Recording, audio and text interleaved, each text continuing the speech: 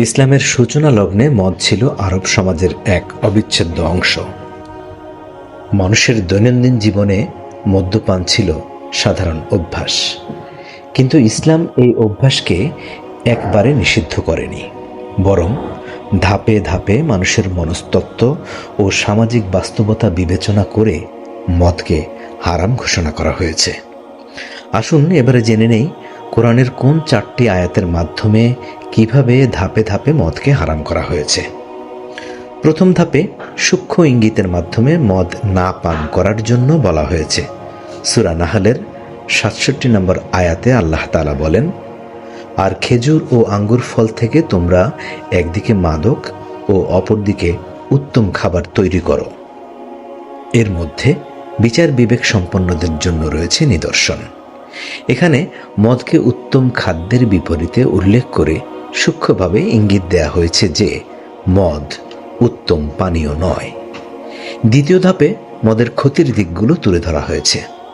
সূরা বাকারার 219 নম্বর আয়াতের প্রথম অংশে আল্লাহ তাআলা বলেন, লোকজন মদ ও জুয়া সম্পর্কে আপনাকে জিজ্ঞাসা করছে, আপনি বলুন, দুটোই গুরুতর ক্ষতিকারক।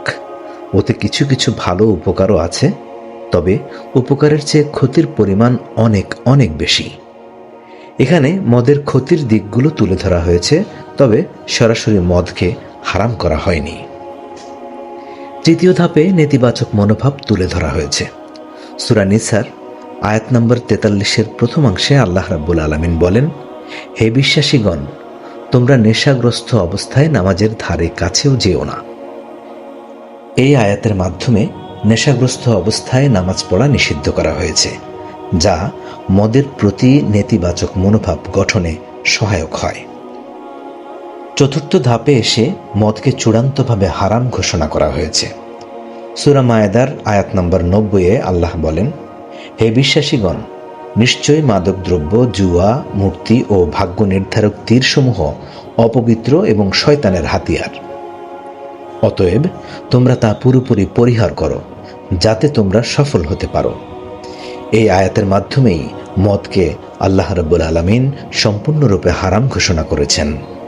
মদকে ধাপে ধাপে হারাম করার পেছনে ছিল মানুষের অভ্যাস, সামাজিক বাস্তবতা এবং ধীরে ধীরে পরিবর্তনের কৌশল।